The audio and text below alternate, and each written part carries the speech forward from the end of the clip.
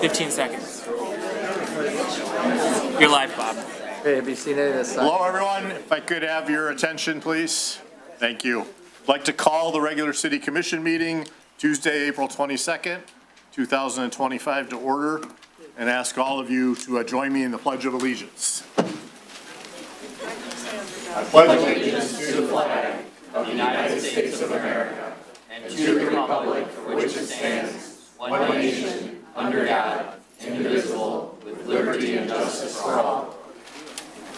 Thank you.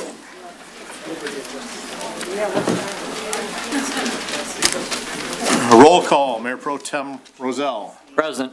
Commissioner Olsman. Present. Commissioner Elder. Present. Commissioner Steinhardt. Present. Mayor Paul present. Do we have approval of the agenda? So moved. Second. And all those in favor? Aye. Opposed? Motion carries. Approval of the consent agenda? Mr. Mayor, I'll move approval of the consent agenda as presented. Second. Comments? All those in favor? Aye. Aye. Opposed? Motion carries. Moving on to communications. I think we actually had one communication that was highlighting many of the employees that have been with us for more than 25 years and more than 20 years. Is this a list that we're going to post on our website? Yes. Or? We did. Okay, perfect. Yep, pictures and all. All right. Elected officials remarks. Is there an elected official hiding in the crowd?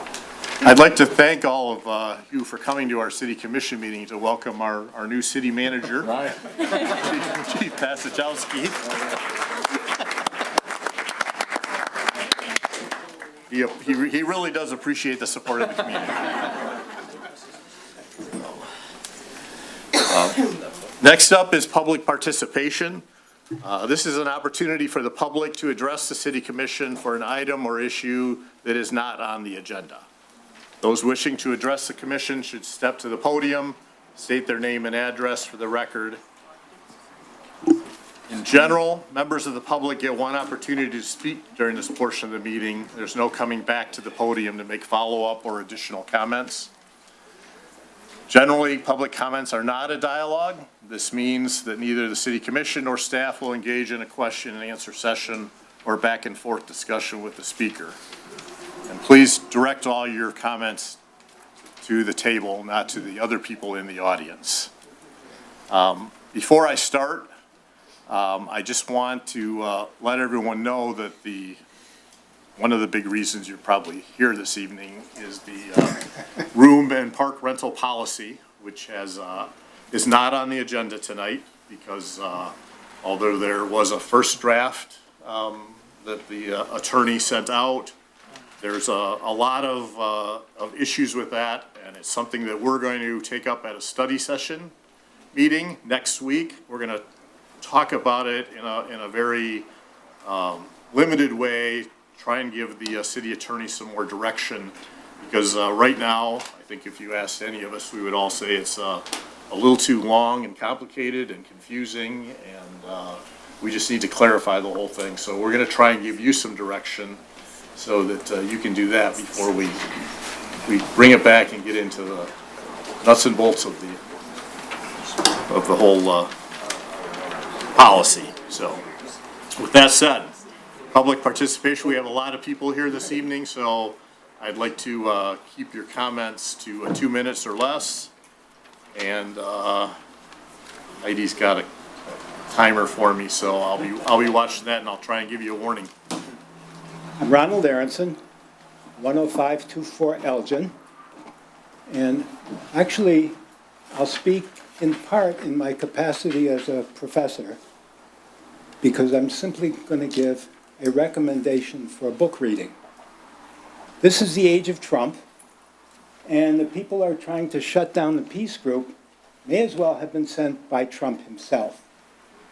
They form a world where evidence seems not to matter, where the wildest things can be attributed to people who you disagree with, just because you disagree with them, where the most fundamental principle, free speech, can be waved aside at will because you don't like what people are saying.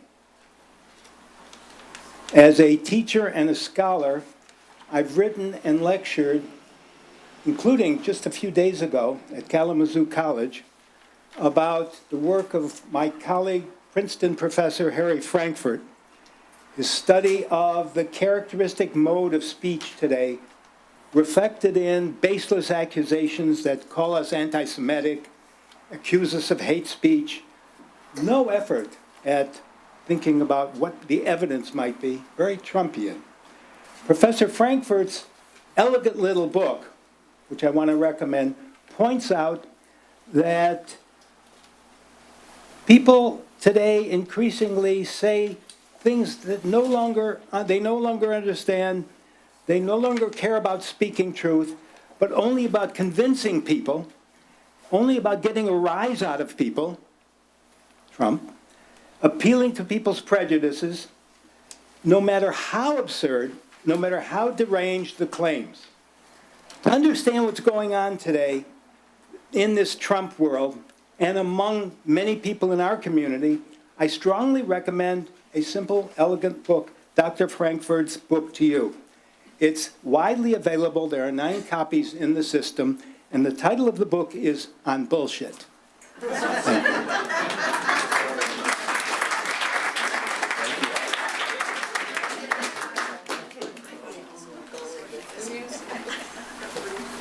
I don't know how I follow that, but here I am. My name is Linda Ashley, and I'm chairman of the Huntington Woods Peace Group. Hope you can hear me. As I mentioned in the last meeting that I was able to attend in February, I'm a former 33-year resident of Huntington Woods, raising my children here and lived first on Pembroke and then on York. I've always considered Huntington Woods to be one of the most welcoming and open communities in Michigan, dedicated to the principle of fairness and free speech. In fact, that is one of the reasons we chose to raise our family here. As you know, the Huntington Woods Peace Group was formed 22 years ago in reaction to the Iraq War and is an official city group. We have held programs at the library or the rec center every month for all of those 22 years, dedicated to the cause of peace and justice. These are educational programs on a variety of subjects. Last month, we talked about the government's dismantling of the education system, and in 2 days, we will be talking about the government's dismantling of the health system and what it means to all of us and what we can do about that. We are willing to talk about international issues, and we often host well-known local and national figures. We are dedicated to the idea of free speech and the civil exchange of ideas, including those ideas we do not agree with. For the last few months, we have been besieged by the group which has now called themselves HI, who is dedicated to shutting us up and closing us down.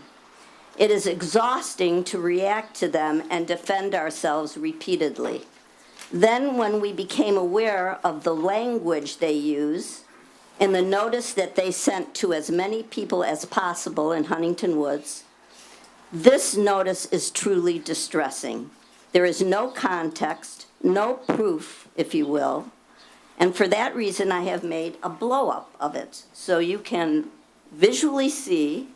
I've highlighted the kind of language, and I'll talk about it.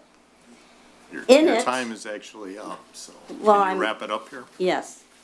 In it, they name us as a hate group that is specifically targeting Jewish residents. They say these anti-Semitic groups, that's what they call us, have been hosting hateful events in Huntington Woods. They say they want to shine a light on this dangerous propaganda happening in our city. And by the way, on a personal note, many of us, including myself, are Jewish, so this is especially hurtful, and I find it offensive that this group claims to speak for the entire Jewish community. This is nothing short of typical misinformation campaign based on no truth whatsoever. Talk about propaganda. It is designed to agitate the community. It is truly ironic that in pursuing their efforts to shut us down, they are in fact the ones who are using hate language, creating a completely unwarranted sense of fear and danger, and are killing the very idea of community dedicated to free speech and civil discussion. This is not how we want to be spending our time fighting these warrantless claims. However, we see no alternative but to fight for the right of free speech in Huntington Woods, the community that we have always loved and raised our families in. We are determined to take back the good name of this community as a place that tolerates differences and is always civil and open to the free exchange of ideas and dialogue in pursuit of a more peaceful and just world. I trust that the Huntington Woods City Commission agrees with these values and will create a fair policy that allows groups of different interests to rent space for meetings in Huntington Woods. Thank you.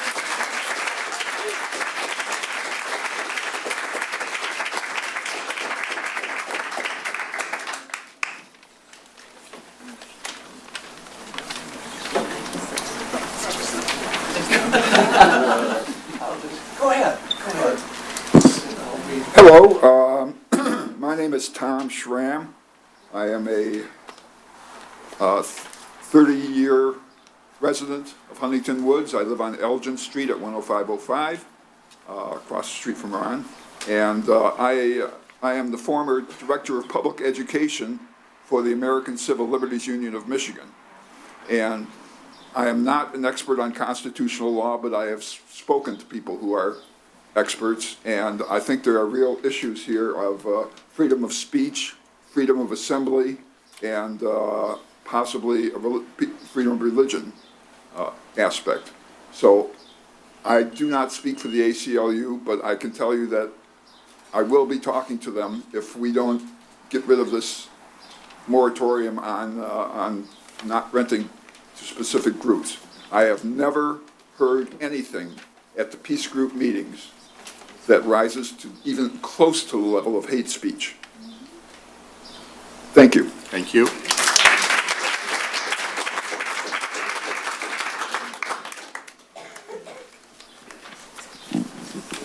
My name is Chuck Kester, and I reside at 1824 North Washington Royal Oak, your neighbor to the east.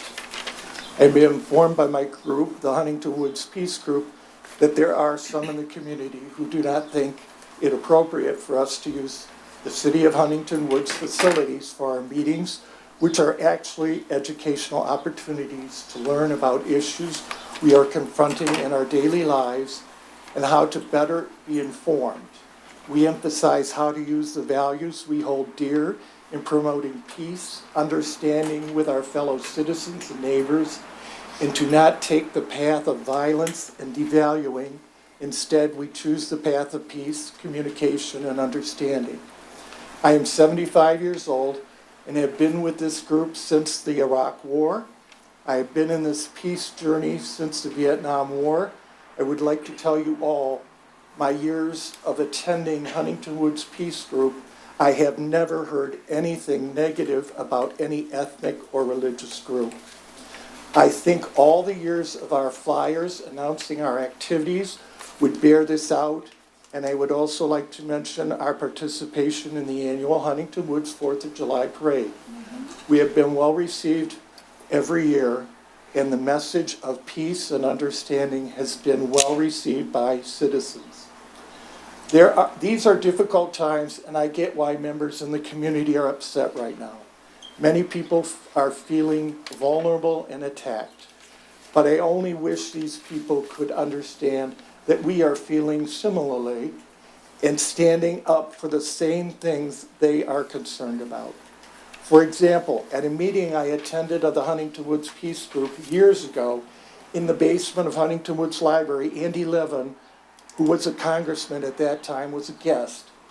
And two of our members, and this was long before the horrendous events of October 7th, two of our own members asked Andy with much concern about the recent surge in anti-Semitism in the United States.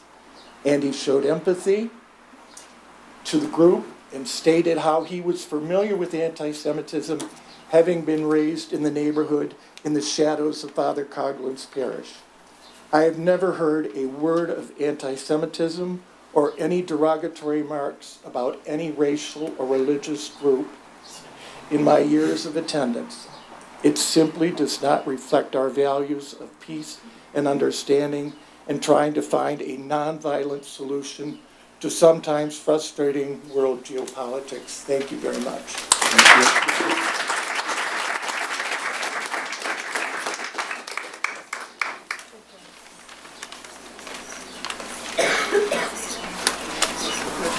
Sid Carden, 13307 Vernon Street, longtime resident. I want to talk tonight about censorship and free speech. I'd like to start by thanking Harvard University for standing up to the attempt by the Trump administration to suppress academic freedom on campus and refusing to narrow its academic and social mission. Everyone knows that DEI has been branded, quote, as an enemy of America by the Trump administration. This is because DEI has broadened the definition of who belongs in America, and this definition is problematic to those who consider the United States to be a white Christian nation. Recently, Trump appointed a task force to the White House Faith Office, all white, all Christian nationalists. Their fundamental belief is that our nation is a Christian nation as opposed to a nation with a Christian majority. Notably, under the Obama and Biden administrations, the Faith Office included both Jews and Muslims. Trump has said that under his administration, our nation will revert back to a Christian one. Most egregiously, one in which the January 6 rioters are called Christian martyrs and free to continue to display their ShraMM logos. The purpose, then, of eliminating academic freedom by an attack on DEI is to advance white Christian nationalism. So one mechanism of censorship is to vilify those who don't agree with you. Censorship, then, is fundamentally dishonest, suggesting that the views of others should be disregarded not on the merits of those views, but because the proponents of those views, in this case the Huntington Woods Peace Group and individuals like myself, are vilified as anti-Semitic, as haters, as indoctrinated by a group called Kai. If you say peace in the Middle East, you are hateful. If you say non-combatants are being killed, you are an anti-Semite. If you say two-state solution, you have been indoctrinated.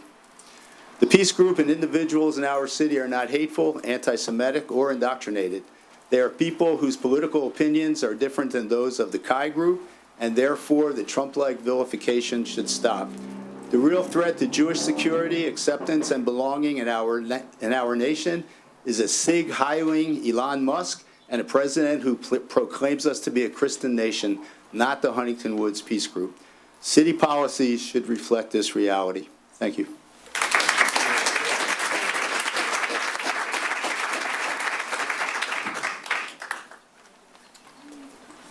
Hi, my name is Lori Lesey. I live at 8775 Lincoln Drive.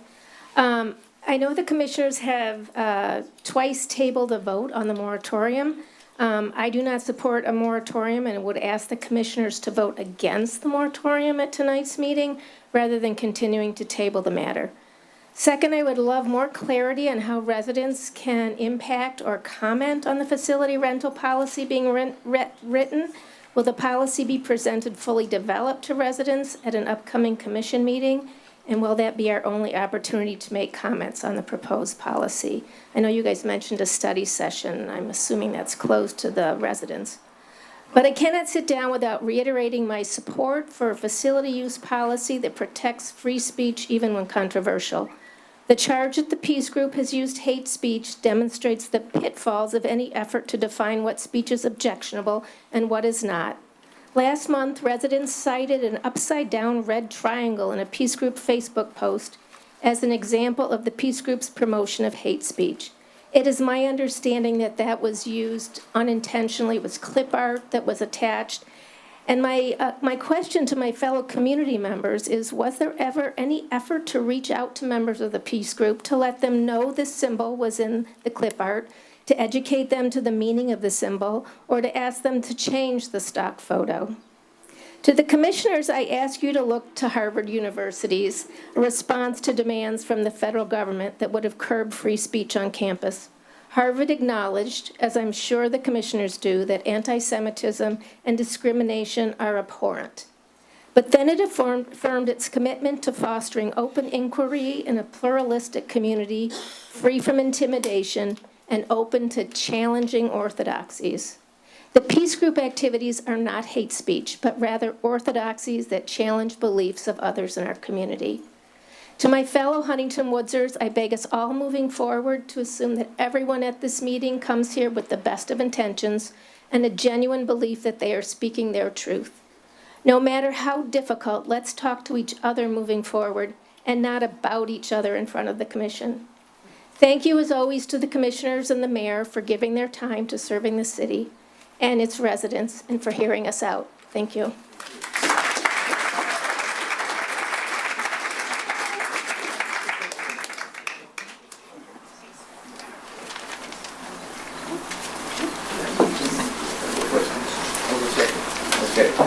Hi, my name is Gary Zolnik. I live on York in the Huntington Woods subdivision of Royal Oak now. So, but we used to live on up there. Anyways, we've been here for 30 years, so I'm a little nervous, still traveling. But I would like to say that you should take this as a representation that we, as Peace Group, has your back as commissioners, knowing that you are in a difficult political situation, having to thread some political questions. And this should show you that there is an enormous support for you in any actions that you take to reinforce the values of free speech that we all enjoy. Thank you.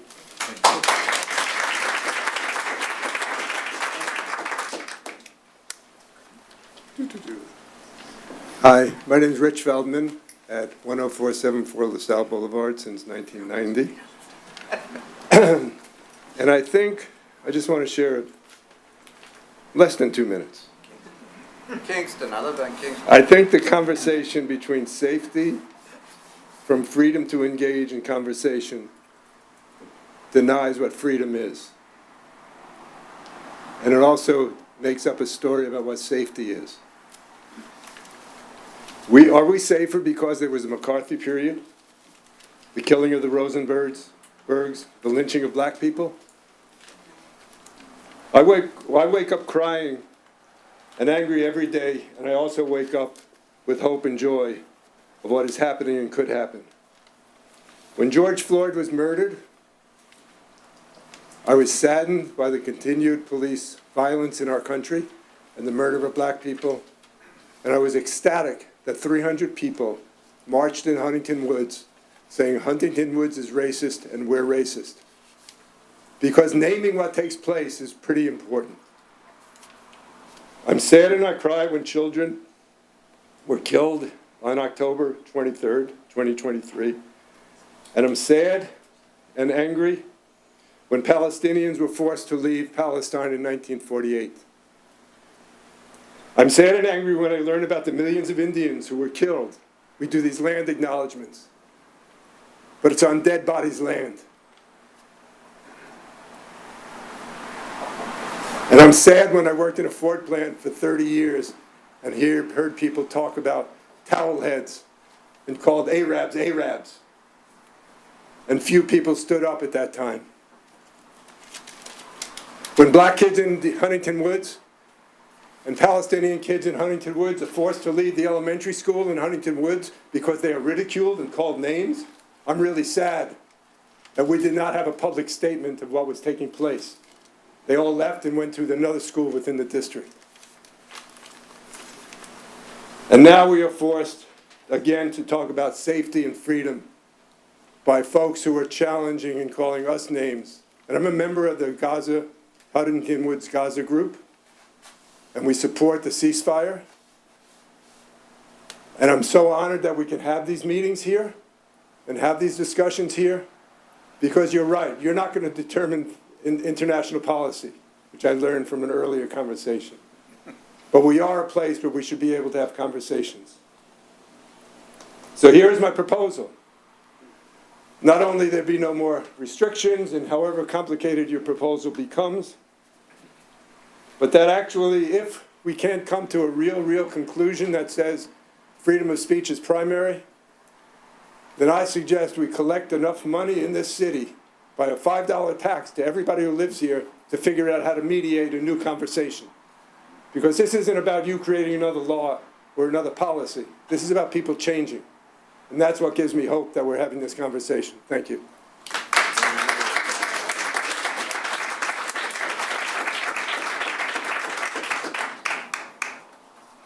Good evening. Suare Ganam, 13366 Victoria Avenue. I am from a Palestinian heritage. My parents were 1948 Nakba survivors. I am wearing today the kufiya, which is similar to the one my paternal grandfather wore all his life as a traditional headpiece. It is part of the Palestinian cultural heritage. I wear it occasionally and I feel it gives humanity and dignity to the Palestinian people. Now, should the city get involved in the message conveyed with wearing a kufiya? Or do you believe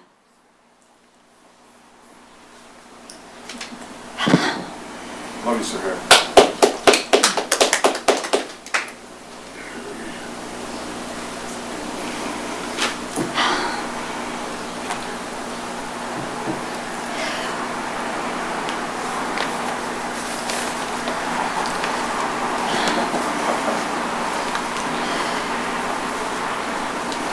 Or do you believe it is my right to wear this kufiya with no fear of intimidation or threat to my safety in this neighborhood? I would hope that the city would provide equal safety protection to all of its residents, including us with Palestinian heritage, from any intimidation. Also, I am a member of both groups, the peace and the ceasefire groups. Many of us are getting mixed messages. The statement that the city published in the September 27 newsletter was very well written, reflects the ideals that any city would aspire for a free speech. And I have the message here and I can leave it. Just because of time, I will not read it now. So my question to this commission, do you still stand behind this statement? While this statement is clearly for protecting free speech, which means renting a space in the city is not conditional on content, events are still being denied based on content. After the moratorium was suspended, I was still unable to reserve a library room for a book signing event that was scheduled for March 24, and the denial was based on content. We are getting contradicting messages. Are we free to rent a space not based on content? That's the question I have. I hope I get a response from you. Thank you.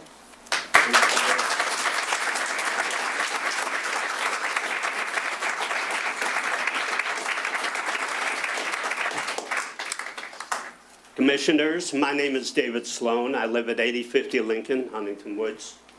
I first moved to Huntington Woods in 1959. I have lived in this city for over 60 years. I attended Newark Junior High and Berkeley High School, where I graduated with 800 fellow students. I cared about Huntington Woods, and so that I ran for mayor and for commissioner, and I knocked on every door 4 times. I've been a member of synagogues my entire life.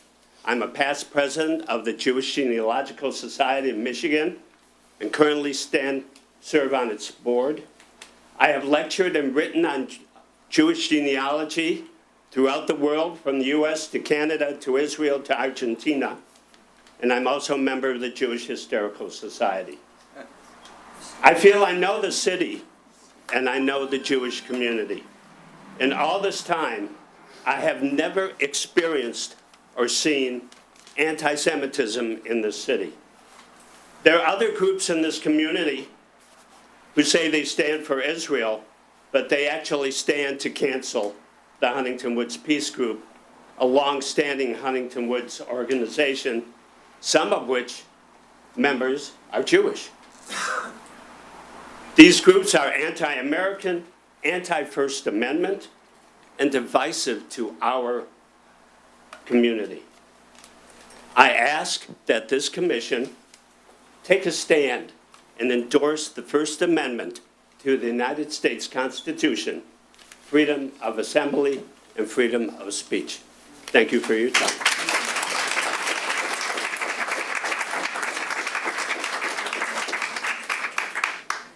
Good evening. My name is Jeff Spicowski, 10155 LaSalle since 2010. Our city of Huntington Woods has a reputation throughout the state of Michigan for being liberal, for being progressive. Voting results in general bear this out, as do activities that take place at city facilities, some of which are sponsored by the city, like Juneteenth celebrations. Some of which are not. They're sponsored by individuals and groups who hold meetings, author events, and rallies in city spaces. A few years ago, our library sponsored a series of drag queen story hours. While many, myself included, viewed this as our library fulfilling its mission to nurture reading by our young people, a vocal minority spoke against it. Some of you here tonight attended the meeting that we had in the gym about that. One key aspect that made defending our library, the City Commission, and all other events that are held in city spaces an easy call to defend is that they are optional. No one's forcing you to go. This is a right that continues to this day, no matter who puts an event on. The Huntington Woods Peace Group has held meetings on various topics of community interest in city spaces for over 20 years. Spaces like everyone else who ever rents a room, they pay for. Some topics have been in current political favor, some not. I think it's fair to say that the overall theme of their group's events is the betterment of all through peaceful means. More recently, a group formed that I am proud to be a member of, Huntington Woods Citizens for Ceasefire.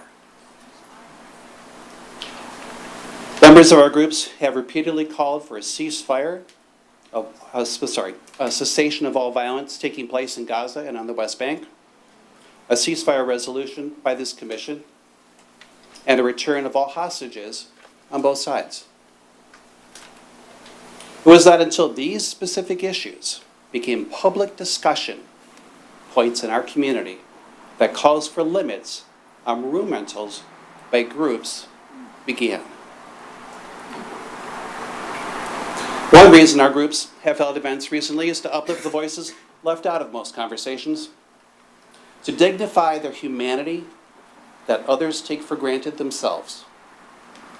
I submit that continuing Huntington Woods' strong tradition in support of the First Amendment is the best way to achieve things for our common humanity.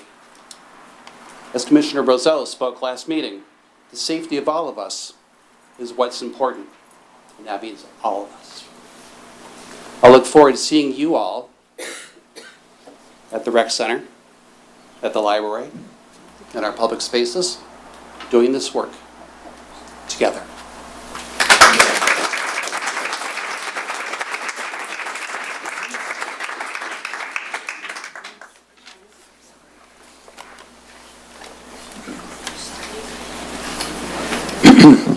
Good evening. I'm Steve Gold, 26764 York. Somehow it seems relevant to say that I am an Ashkenazic Jew, born in Chicago and raised in Bar Mitzvah in Skokie, Illinois, before coming to Michigan for college and graduate school in Ann Arbor many years ago. My wife Linda and I have lived in Huntington Woods for 36 years, raised our kids here. They're still in the area. Our 4 beautiful, bright grandchildren are still in the area. And on Sundays, we all get together at our house, and all 10 of us have dinner together in a loving atmosphere. The people in this room that I know well have similar stories to tell. We are not haters. Like many of us, I participated in our democracy not just by voting occasionally, but also by regular civic involvement. For more than 20 years, I've been a member of the steering committee of the Huntington Woods Peace Group, and we are the group that flies the giant dove of peace in the 4th of July parade every year. We're the people who have provided over the decades more than 200 monthly events, expert speakers, candidates nights, panels, workshops, films on all manner of topics concerned with peace and social justice. Because war and injustice are never absent from the Middle East, a certain proportion of our events, I'd estimate it at 10%, have concerned Israel and its neighbors. We are always motivated by striving for peace, not war, and not violence against anyone, and for justice, not injustice or oppression of any group by any other. Imagine my shock at reading that I was a member of a group of, quote, highly organized, well-funded, loud, and locally active anti-Semites that, quote, spread propaganda and flippantly dismiss the safety concerns of Jewish residents that have been, quote, hosting some gross events in Huntington Woods that are, quote, an anti-Jew group that have been lobbying our city board for months and years. For what it's worth, the Peace Group Steering Committee is 50% Jewish.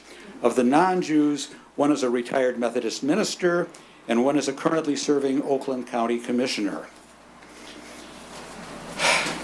I had never heard of Mr. Joshua Cascade, the author of those words that I quoted, until recently. I've never met him at any of our events. Clearly, he does not know us at all. For our part, the Peace Group welcomes Mr. Cascade and Chai, his group, to put on their own events. We will never seek to deny their speech its First Amendment freedoms, and we will never stoop to lying about or slandering his group. Thank you.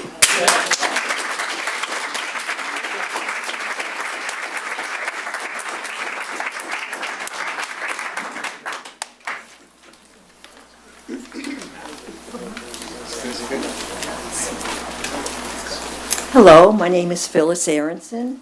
I live at 10524 Elgin. Been here for a little over 45 years.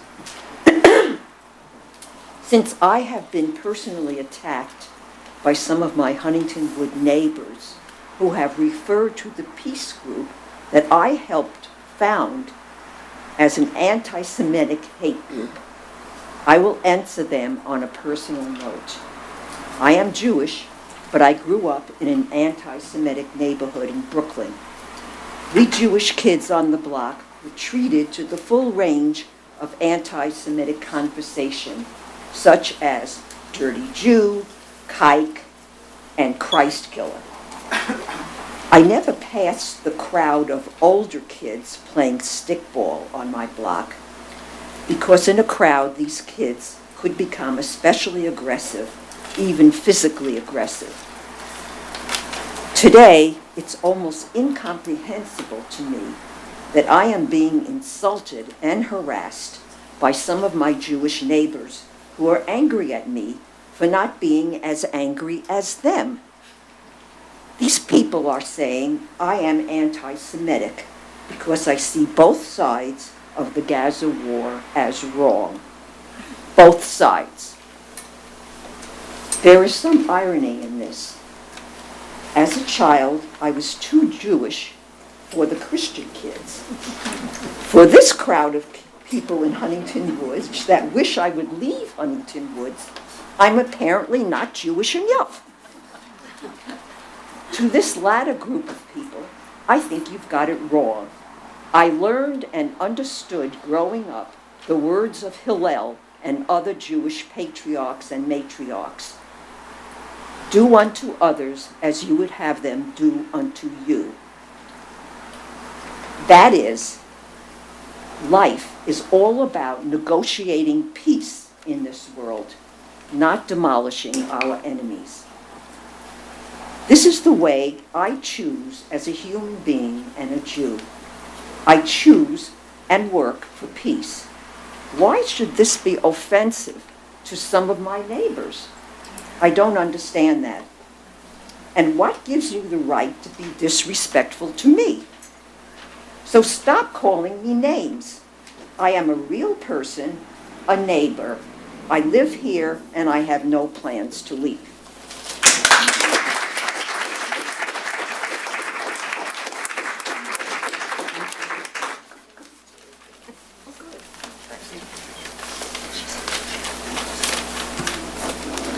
Good evening. My name is Susan Warro, and I live at 26756 Wyoming Road.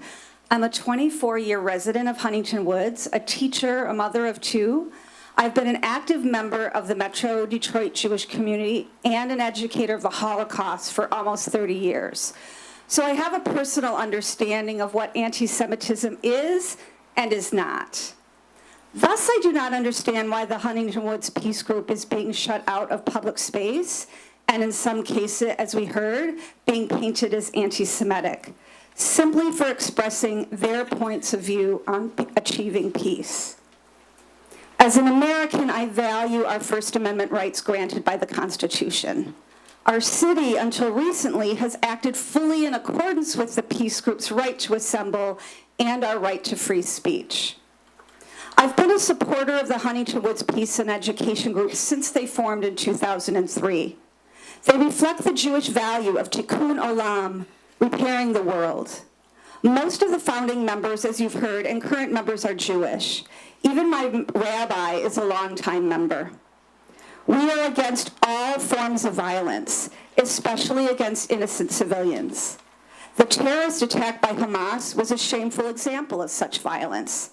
And so are the military actions of the Netanyahu government, which have yet to bring home all remaining Israeli and American hostages. Let's remember, though, that Huntington Woods is in the United States, not in Israel. And yet, Israel itself is filled with Jewish Israelis who are speaking out against their government's military agenda. Standing Together is the largest Israeli grassroots movement working to bring Israeli-Palestinian peace. And according to their recent Instagram post 5 days ago, quote, thousands of reservists or veterans in inventory, paratroopers, intelligence, armed corps, and special forces, as well as hundreds of former police officials, also signed their names on letters calling to stop the war.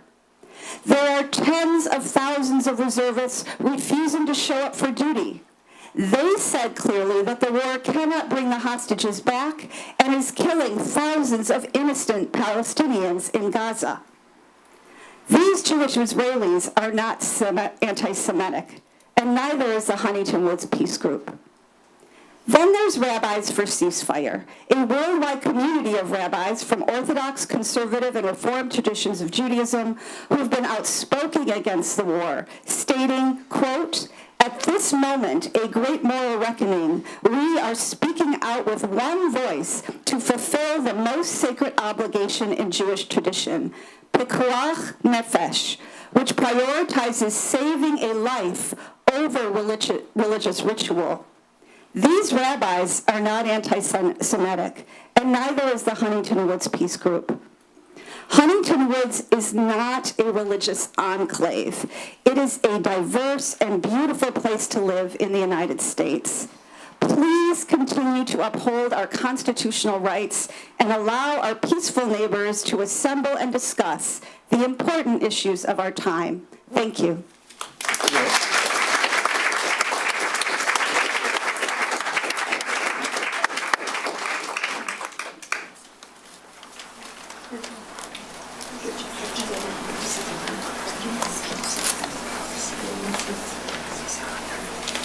Hi, my name is Mary Murphy. I live at 12767 Nadine, and I'm reading this.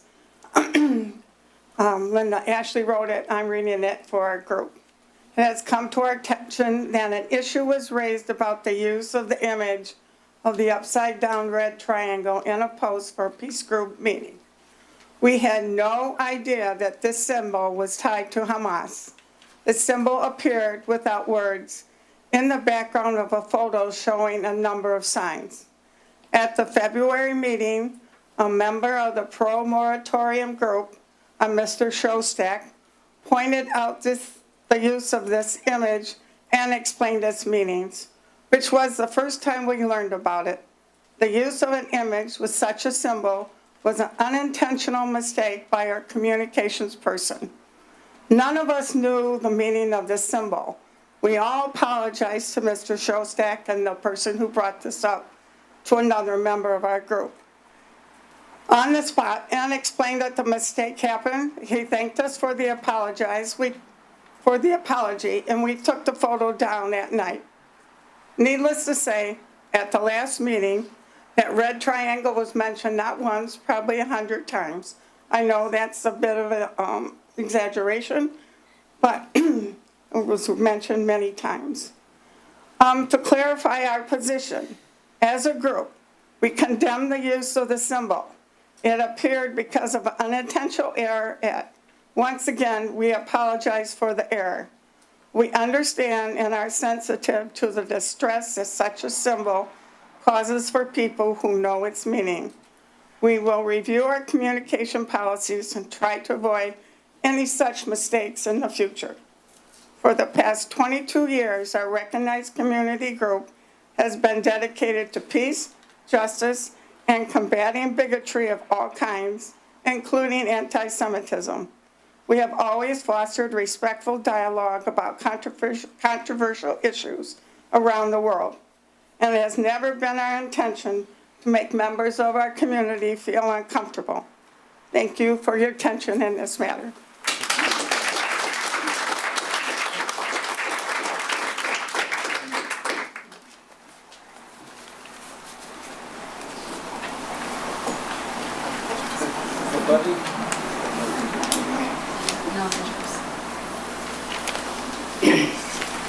Good evening. My name is Janice Fiala, and I live at 10474 LaSalle Boulevard. I didn't expect to speak, but I felt drawn by the passion that I have as a citizen and as a parent. The issues that have been discussed have been said with such deep respect. Thanks to all of those who have commented and for the work. So I stand here a little nervous, but I want to share that my husband and I have 2 adult children who were raised here. My son Micah has a disability, and my daughter Emma is a lesbian, both Jewish. You can imagine the kind of words that they have heard over the years and how much they have worked to have those words not be said. What I want to say is that I want to live in a community where people can come together and share ideas. I do not want to live in a community where some things are okay to talk about and other things are not. I want to live in a community where I can go to the library, know that there's a conversation or a discussion or a presentation going on that I might not agree with, but it is perfectly okay for people to come together to talk about whatever issue they might have. And the final thing I'll say is that as a social worker, I know that part of what we have to do to make the world better is to learn how to be comfortable with things that are uncomfortable. That's what will drive us to have a community where all are welcomed. Thank you.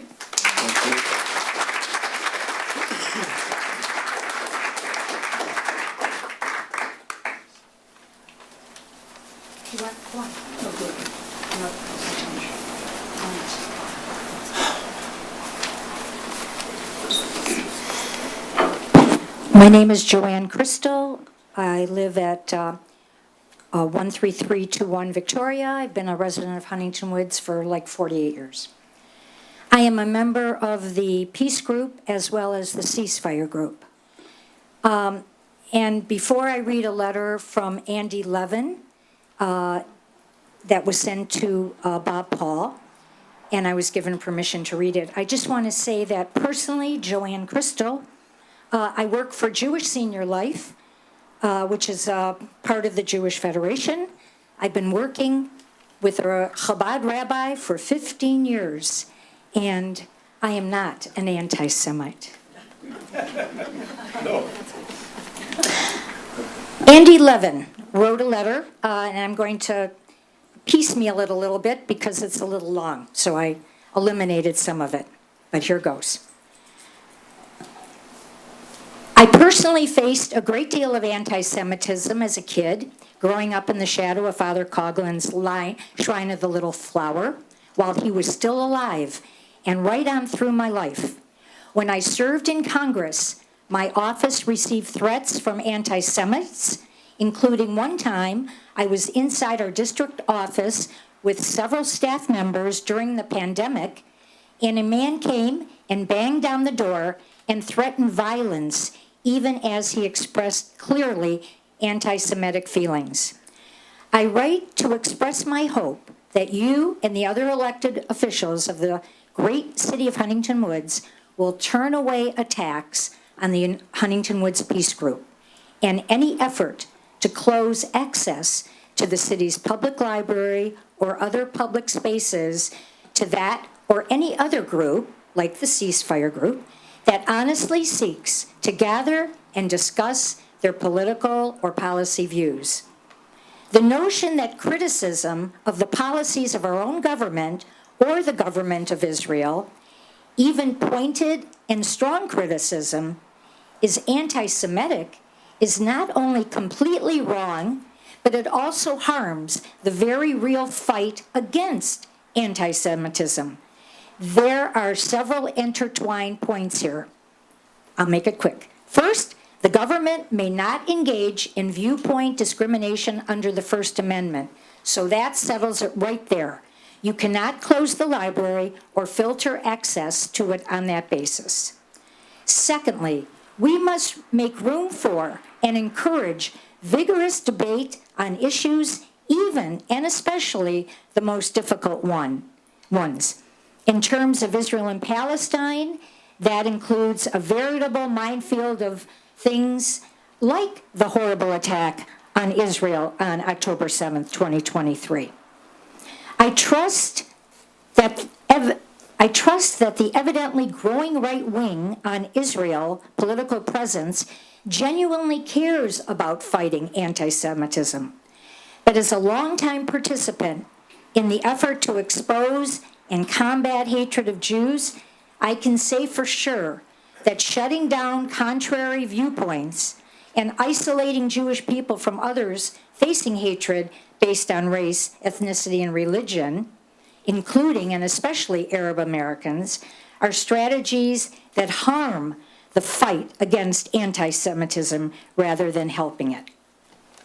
And lastly, however, groups like the Huntington Woods Peace Group, which for decades has supported Palestinian self-determination and sisterhood and explored the best ways for Jews and Palestinians to live together in peace with full and equal rights in Palestine and Israel, the stated position of every U.S. administration for the last 50 years, except Trump's, are not anti-Semitic, plain and simple. Please uphold the First Amendment and the very, very Jewish, speaking personally, American values of free speech and open dialogue. Andy Levin, former Congressman of Michigan. Thank you.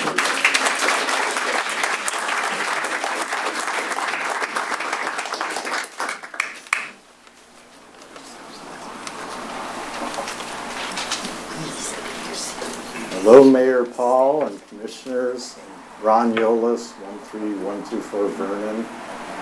Thank you for your service. It's greatly appreciated.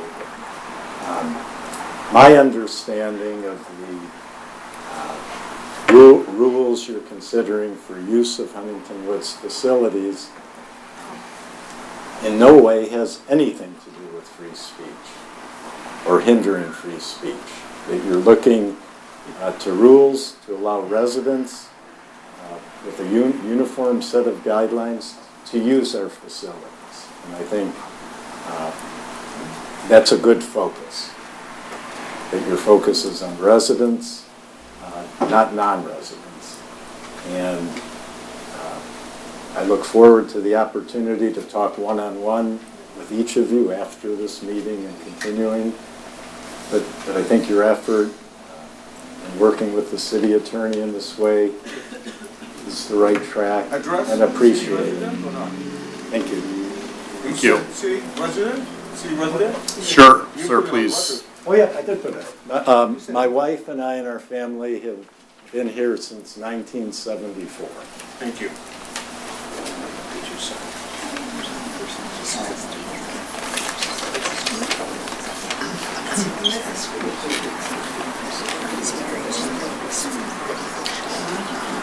Hello, my name is Shimon Dud, and I live on 10075 Nedin. And I just want to say, I am American, I'm an Israeli, and I am a Jew, and I'm proud to be three of them in one thing. And I want to say, I was an Israeli soldier, I was in '67 war, and we didn't have any intention to conquer any territory of the Arab countries. Gaza was in the end of Egypt, the Golan Heights in the end of Syria. We never tried to fight them. We have in Israel philosophy and also culture.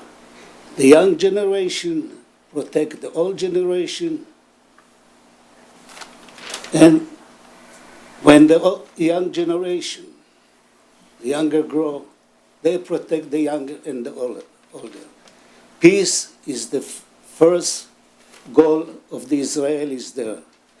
And everyone in Israel, including my family, experienced what happened during the Holocaust, and something like this, regardless of their philosophy, peace or not, it shouldn't happen again, and will never happen. And what the Romans said, if you want to live in peace, prepare for war. It doesn't mean you have to kill people. If you have no deterrence, you distinguish in this area. And what I have to say, we always want to sit and talk about peace. Talk about peace, you bring the two sides around the table, everybody bring his garbage pile, and slowly, slowly you clean it, and when you stop smelling garbage, and the good smell go to your brain and you clear, maybe you will start, to be reasonable. That's what I have to say.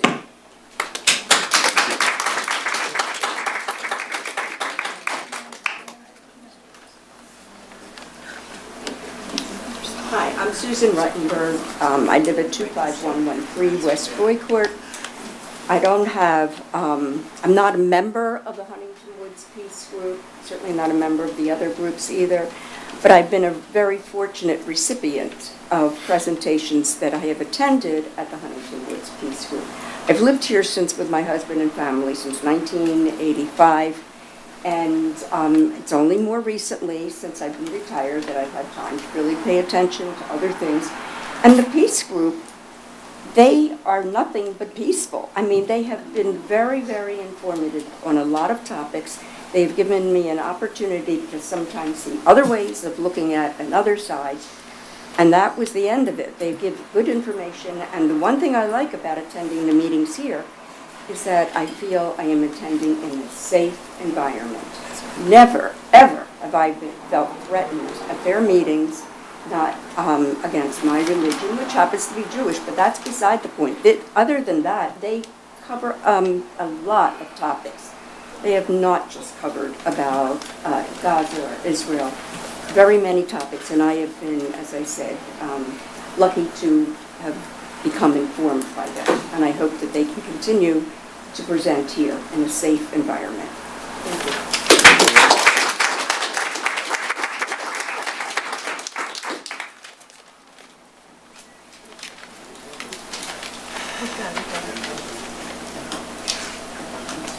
you. Any other public comment? Can I add something?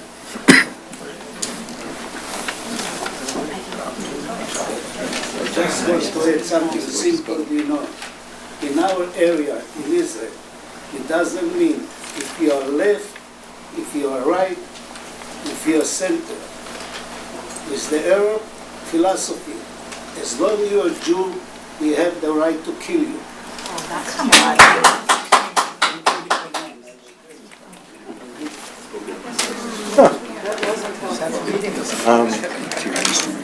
My name is Don Greenspan. I live at 26627 Meadowcrest Boulevard. Most of the people said what I was going to say. I'm a member of both group, Huntington Woods Peace Group and the Huntington Woods Citizens for Ceasefire. The names suggest what they're about. The Huntington Woods Peace Group is a peace group. The ceasefire group is a ceasefire group. We're against killing. The people who oppose us and want to shut us down, they can have their venues, they can have their events, they can, if they want, they can suggest that they're against peace or they're against ceasefire. The attack is on us. We welcome them to have their own events. There have been no facts. They have submitted no facts at any of our meetings, any of our leaflets, any of our speakers have been anti-Semitic or have been hateful. Somebody mentioned, Steve Gold mentioned that he was from Skokie, Illinois. I wasn't going to talk about it. I'm sure the lawyers in the room know about the seminal case in this. It was the Nazi Party wanted to demonstrate in Skokie, Illinois. Skokie, Illinois was mostly a Jewish community, many Holocaust survivors. They were horrified about this. It went to the Supreme Court, and the Supreme Court said definitively the Nazis have a right to demonstrate. That is what free speech is about. We are not Nazis. We are not anti-Semitic. We are not hateful. But that is the case. That is the case that you should use. Now, the final thing that I'd like to say is one of the best humanitarians and one of the most outspoken supporters against Israel's attack on Gaza just died, and that was Pope Francis. In his Easter address, he said he decried the terrible conflict in Gaza that continues to cause death and destruction and to create a dramatic and deplorable humanitarian situation. He called on the warring parties to call for a ceasefire, to release the hostages, and to come to the aid of the of the starving people in Gaza. That's what the peace group, that's what we're about. Our views are similar to Pope Francis's views. And no way can anybody call Pope Francis a hater and an anti-Semite. And because we have the same kind of views, there's no way you can call our two groups anti-Semitic or hateful. Thank you.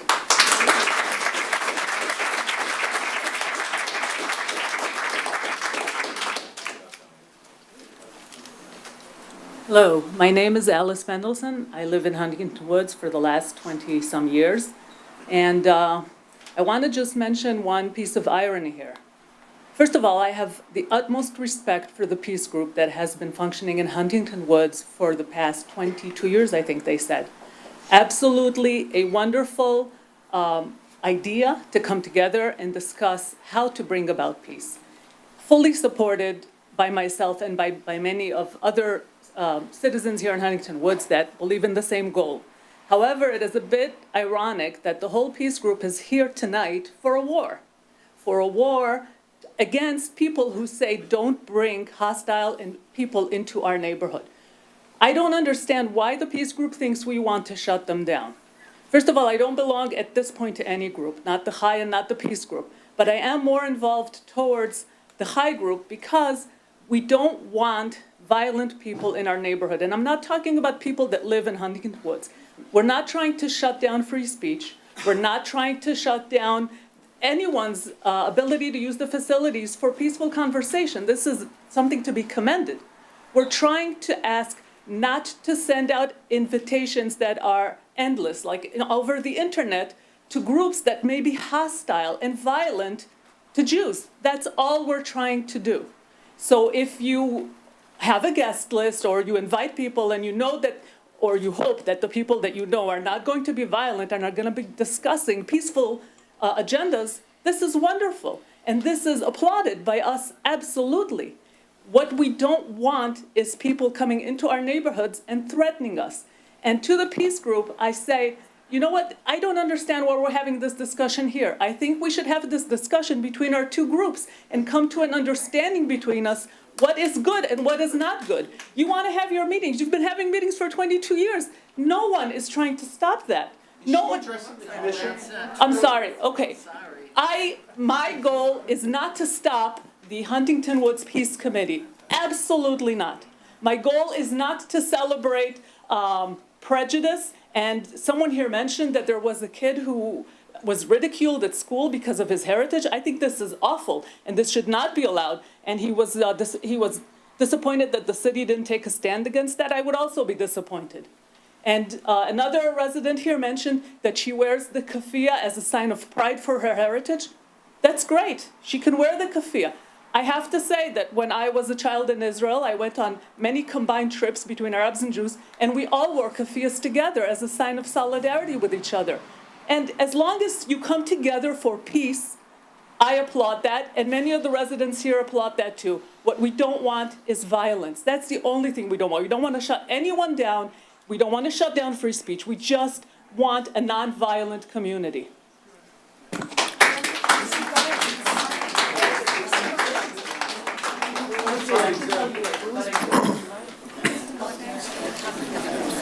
Good evening. My name is Jeff Schlussel, 13147 Sherwood. I know I'm supposed to address the commission, but I do want to recognize I was standing in the lobby, but the woman who acknowledged that the inverted triangle is a symbol of hate and apologized for it, I deeply respect that, but I think it highlights and underscores an important point, that currently our rules for the use of our regulated public spaces, whether it be the library, Burton Field, Scotia Park, are fairly lax. And they've worked for a long time because everyone was operating under a different environment. But we live in a different climate now. And I think all we're asking for, as the last speaker just said, are sensible rules and regulations for the use of our regulated public spaces. That's all we're seeking. It's no different, I was thinking, than the guy who had the explosives in his shoe on the airplane and ruined it for all of us, and we all have to now take off our shoes at the airport. It's the same thing here. Whoever used that inverted triangle, in whether it was done intentionally or not, it exposes that some hate groups, true hate groups, can use our public spaces to promote their hate. And we shouldn't give them that unfettered access to it just because we believe in First Amendment rights. And we can have that whole debate whether hate speech is free speech, and I'm willing to have that conversation. But I don't understand why this city would encourage people to promote hate in our regulated public spaces. At the last meeting, someone said we would never allow a group that had nooses or wanted to burn crosses in Burton Field. We would never, I'm pretty sure every single person in this room would be standing behind me saying, not in our city, hate has no home here. I've seen all the signs, right? Hate has no home. We would never allow that. So why would you allow a group, any group, that's going to promote hate, whether it's towards Jews or any other minority? I want to highlight one more other point. It's interesting because I spend a lot of time at other city commissions and city councils, but Huntington Woods has a human rights ordinance, which I think is unique, and I applaud the city for having that. But I would ask that you apply it to all minority groups, including Jews. And this is a simple solution. We had those intersections, remember, where we had the 4 unsigned intersections, and I assume it was this body or someone else realized that wasn't good for the health and safety of our community. And this is the proverbial same thing, 4-way intersection with no signs. We're not asking you to barricade those intersections. We're just asking you to put up yield signs, to pump the brakes, and to have a sensible, reasonable policy of people who can use our regulated public spaces. Thank you.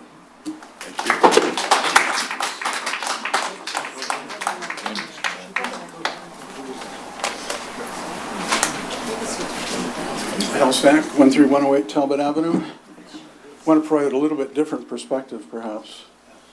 First, let me say I know no one who doesn't think that the attack on the Acker family was irreprehensible, illegal, immoral, and are delighted that 3 police departments and the FBI are looking at this issue very seriously, as they should. At the same time, Mr. Acker was here at the last meeting, and he states that the attack on his home and family, if representable, was a result of anti-Semitism. Had nothing to do with his role as a regent at the University of Michigan. In fact, the same kinds of attacks happened on non-Jewish University of Michigan regents and officials exactly as it would happen to him. My guess is it may have been anti-Semitic, but it may have been demonstrators, perhaps even U of M students, perhaps students who even live in Huntington Woods, who were outraged by the fact that he supported the unconstitutional treatment of the demonstrators at the U of M. They are being sued, and he is being sued by the ACLU over their violation of the First and 14th Amendments. A lot of people are angry about that, and my guess is those are where the criminal activities originate. Now, so at the same time, it is disappointing to see neighbors following the lead of President Trump, a known anti-Semite, who doesn't even know how to spell the word properly, by using the claim of anti-Semitism to suppress any criticism of Israel. First, that group came here and they wanted to ban the use of political speech on any property in Huntington Woods, inside, outside. Then it turns out, of course, that what they meant by political speech was any criticism of Israel. When that didn't work, then last month they had a new approach. They claimed that the public presentation on Israel of any type would endanger the lives of Jewish residents because, after all, look what happened to Mr. Acker. So I think it's ironic that accepting this logic would mean that thousands, as somebody already pointed out, that thousands of Jewish citizens of Israel would be, by definition, if they criticize Netanyahu, anti-Semitic. Fortunately for them, unlike the Palestinians, they don't end up in, quote, administrative detention. When that didn't work, then they claimed, well, gee, any public presentation is a threat to our lives in Huntington Woods, and therefore we must stop it. An incredible, disappointing behavior by neighbors who should know better. And I assume every lawyer in this room had a course on constitutional law and would agree with that. Thank you. Thank you.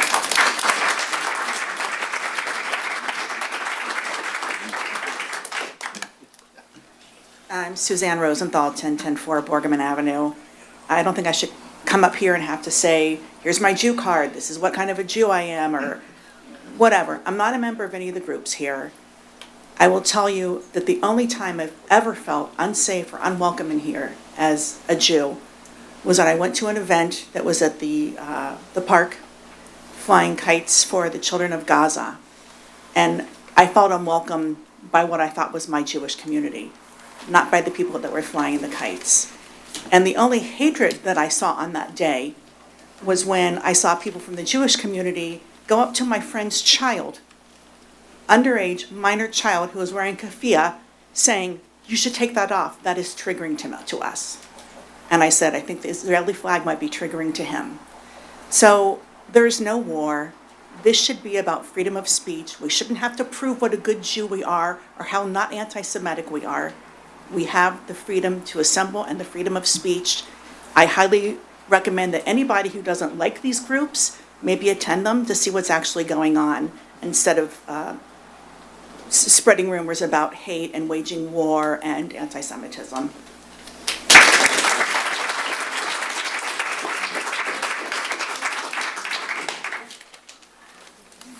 Hi, Wendy Levine, 13343 Nadine. I understand the space rental policy is not ready, and I want to thank you for the time you've put into it.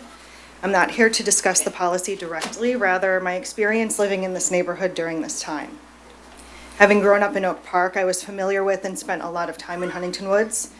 As an adult, before starting a family, I wanted to live here. I wanted to be part of what I viewed as a progressive, democratic, open, engaging space. I proudly supported the Drag Queen Storytime events and loved my city for filling the streets with signs of love and support. I was proud and relieved to see an anti-racism committee formed after the horrific murder of George Floyd and so many others. As a response to this, the city, quote, would guide the city forward in efforts to expand its commitment to build equity, promote anti-racism, and to make Huntington Woods a warm and welcoming city. But who exactly is this city welcoming for? People have come here to speak about how unsafe they feel here with presenters, politicians, professors, rabbis, speaking on the horrific war in Israel-Palestine. They blame these organized events with no proof and they blame with no proof for a disgusting act of vandalism on a neighbor's home. I won't stand here and dismiss anyone feeling unsafe. However, feeling unsafe does not entitle you to attack others. On September 29th, the Kite event was planned by the ceasefire group to show solidarity for the children of Gaza. This was planned as a free, family-friendly event with crafts, food, music, and a chance to come together. As we all obviously know, some people found this event so offensive that they formed a wall with Israeli flags, tried to intimidate participants, and at times circling participants, including children. I watched as Suhair's husband offered donuts and cider to the protesters, inviting them onto the field to talk. I watched the interactions of this man gently try to engage with people who did not agree with him or the event, who did not want to listen to what he had to say. And this really is the source of our problem here. No one wants to listen. And I'm having the hardest time during this meeting, standing back there, when half of the people in the hallway right now are making snarky faces at each other when they hear other people talk and are talking over the speaker. I'm genuinely interested to know how many times someone has tried to engage another person or group in a conversation about their goals, their fears, their families, their lives. We are debating a topic with so much history and trauma. We are two peoples intertwined forever. Where does it get us to come to these meetings and then go home to reconvene with our preferred social groups and get angry again until the next meeting? Why aren't we talking to each other about this? On September 25th, I answered a question from an anonymous Facebook post in the Huntington Woods Parents Group asking about the intentions of the Kite event. Many people were involved in discussions. It occasionally got heated, and the parents group was shut down for a short period of time. Once people could comment again, a resident of Huntington Woods, someone who I know personally, who happens to be Jewish, posted a photo of Suhair's home, and she tagged my full name, calling me, quote, anti-Semitic, anti-Israel, that I deny the Holocaust, and that I am pro-Hamas. Jewish or not, as you can imagine, I was horrified and sick. My husband had to leave work early to pick our kid up from school. For the next few weeks, I was incredibly paranoid after learning this post was shared in multiple local social media groups, as well as throughout the Jewish Federation building. This got back to my parents from a family member who lives out of state. I am embarrassed for the woman who made these comments and anyone else who believes showing support for Palestinians means you're anti-Jewish.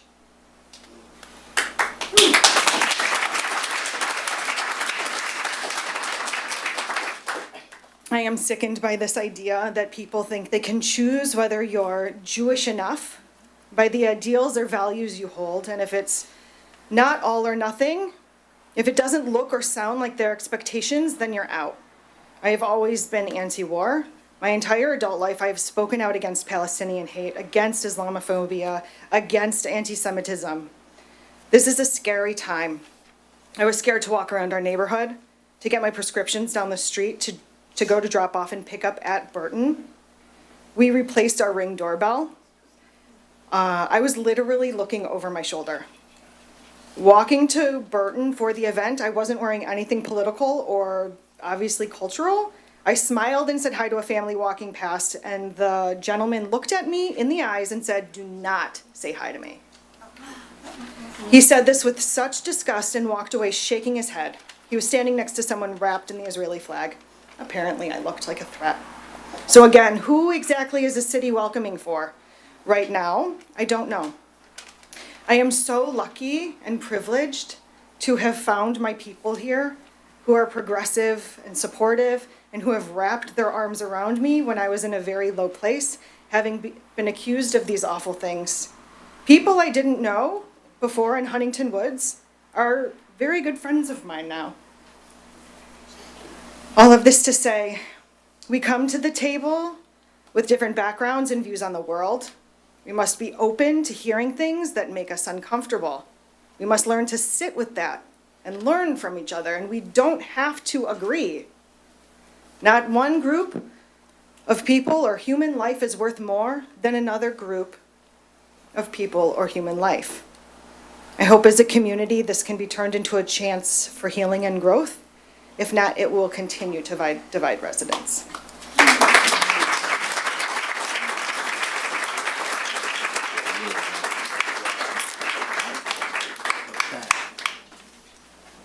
Seeing no more public participation, I'm going to close public participation and move on to the regular city commission.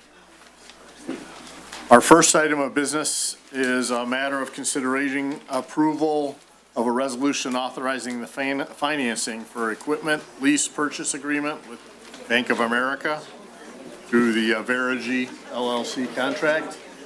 Please, everyone, please be quiet so we can conduct business here. Thank you. Ethan?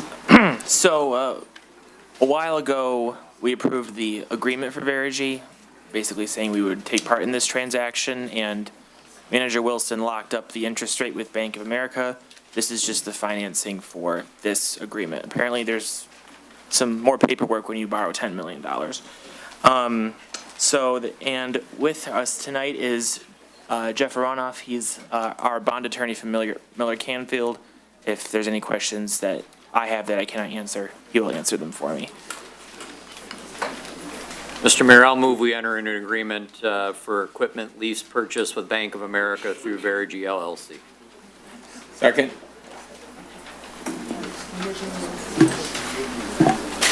Is there any public comment or questions?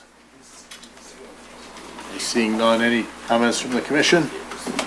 Just one comment, and that is this does not count against our debt limit. No, because it's Not a an different actual type of bond. lease. Right, okay, thank you. All those in favor? Aye. Aye. Opposed? Motion carries. Thank you. Item number 2 is considering, first of all, item number 2 is considering the temporary moratorium on room rental. The first motion we need to address here is to remove this from the table. Mr. Mayor, I'll move we remove the consideration of a temporary moratorium on room rental and reservation applications from the table. Seconded. Any comments or questions? I think, Mr. Mayor, I think it is important to note that there is no moratorium. There is not. Table that, so that it went into a state of suspended animation, if you will. But there is no moratorium, hasn't been a moratorium. There's discussion about a moratorium. But now we're trying to get rid of the discussion about the moratorium for right now. Thank you. Okay. Any public comment? Any other comments from the commission? All those in favor? Aye. Aye. Opposed? Motion carries.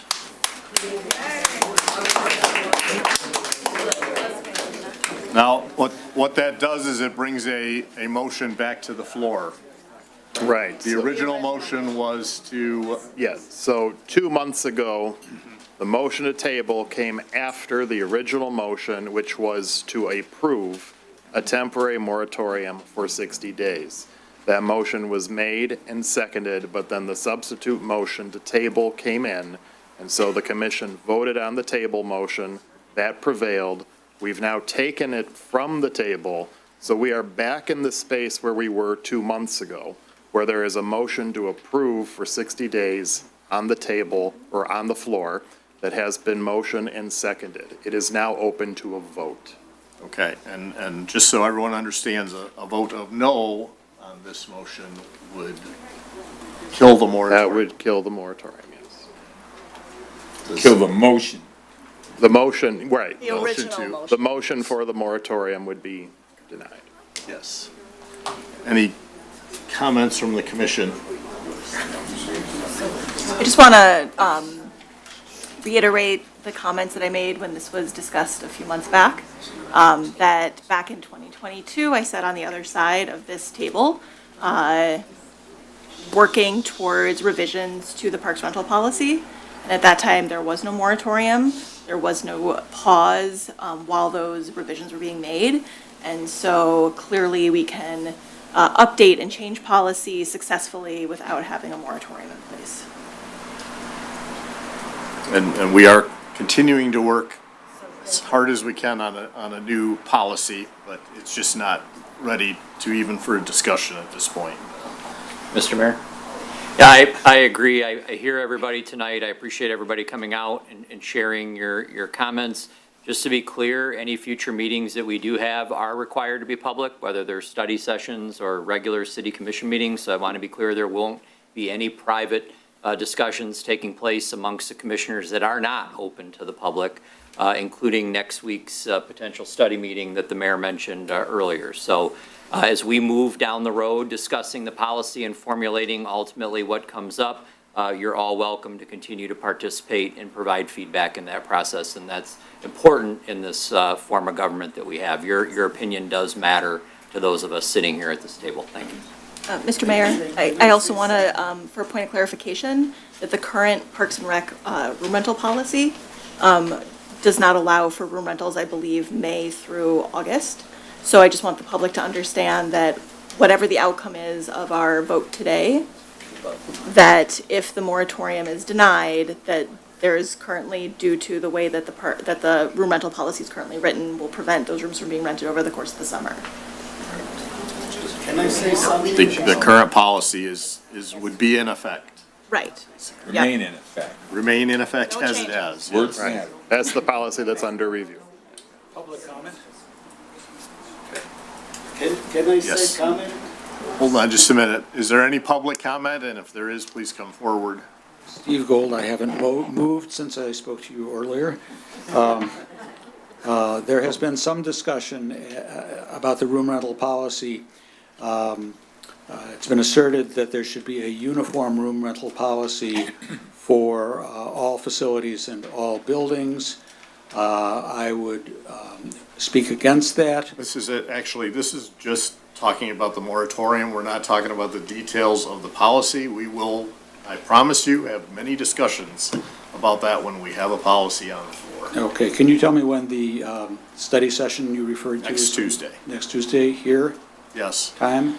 And I can tell you that is going to be a short discussion, hopefully, and a very high-level direction to our city attorney so that he can refine the first document that he produced and get us something that we can have a discussion about. Sounds fascinating. What time will it be held? 6. 6 o'clock? 6 o'clock, thank you. Yep. Are you still open for public comment on the moratorium? Yeah, I got one. Oh, yeah, sorry. Just a small comment. I'm a professional landscaper. And for the last 40 years, I went around hunting the woods. I never saw anybody tell this guy, you're Christians, you're a Jew, or people attack people they know because of their religion and their political point of view. I never saw that.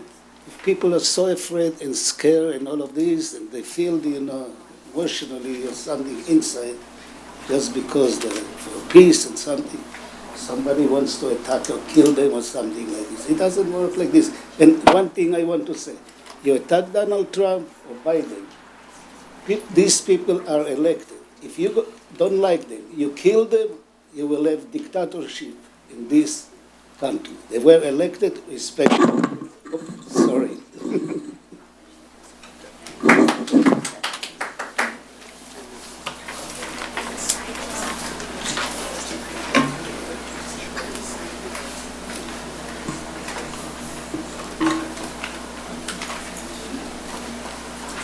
Just one thing real quick. I appreciate Commissioner Steiner bringing up the Parks and Recs policies.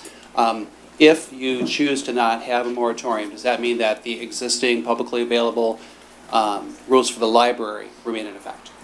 Right. Thank you. They have been in effect this entire time. Just want to verify. Okay. Any other discussion from the commission? All those in favor of a moratorium? Those opposed? No. No.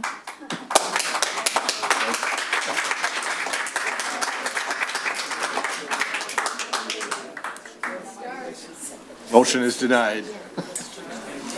All right.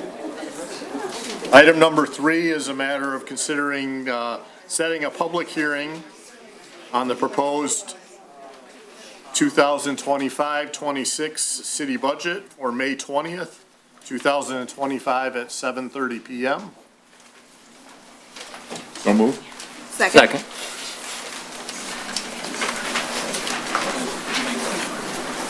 Any public comment?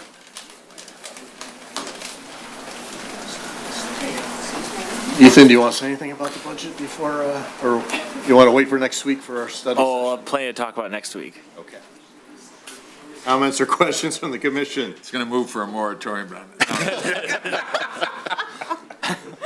All those in favor? Aye. Aye. Opposed? Motion carries. Item number 4 is considering receiving the city budget for the fiscal year commencing July 1st, 2025 and ending June 30th. So moved. Second. I don't think we need to discuss anything. We are receiving it. All those in favor? Aye. Opposed? Motion carries. Item number 5 is considering authorizing the third quarter budget amendments presented for the fiscal year ending June 30th, 2025. So moved, Mr. Mayor. Seconded. Want to highlight them? I don't want to go through every one because there's a lot of them. Each benefit line item account is being adjusted. That's because our payouts for sick and vacation for departing employees come out of that account, and we're just accounting for that. We really can't plan on people leaving, so that's why we have the amendment process. A lot of the other stuff is routine. I would like to highlight, there are some big numbers being moved around for road construction and for sewer repair in the water fund. That is simply an accounting maneuver because the construction season overlaps 2 fiscal years, because we start in May, fiscal year ends in June, and then they end in the next fiscal year. So for accounting purposes, I have to keep that separate. So that's why we have to move that money around. And that's really kind of it. The rest is routine. If you have any questions on specifics, please let me know. Any public comment? Comments or questions from the commission? I have a question. Regarding the $5,000 expense for anti-racism, my recollection of the budget discussion last year was that it's not a particular line item, but was rather is work that happens in all areas of programming and city administration. So can you explain why it's called out specifically? So there was an amended packet that was sent to the commission, I think it was yesterday. I wanted to clarify, and so I put an asterisk at the bottom. That is not the only place where we have anti-racism programming. The city is very committed to that, and there's multiple accounts over multiple funds. For example, the Juneteenth programs, different programming at the rec center, at the library, that's elsewhere. This specific, and this account was created before I got here, but this specific account was created specifically for the work of the Anti-Racism Committee. Last year, we ran a surplus because we received a grant from the county for the anti-racist parenting workshop, and so we had a credit that year, and now we had the workshop this fiscal year. So I'm just adjusting upward. Okay. Based on expenses that ARAC occurs. Thank you for the clarification. Okay. Any other?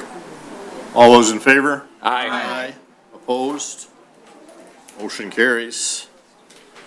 Item number 6 is considering approval of the Southeastern Oakland County Public Works Association, Public Works Mutual Aid Authority, Joint and Cooperative Agreement. So moved. Second.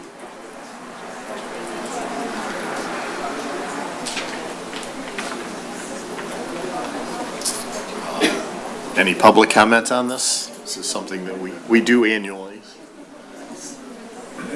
Commissioner comments? All those in favor? Aye. Aye. Opposed? Motion carries.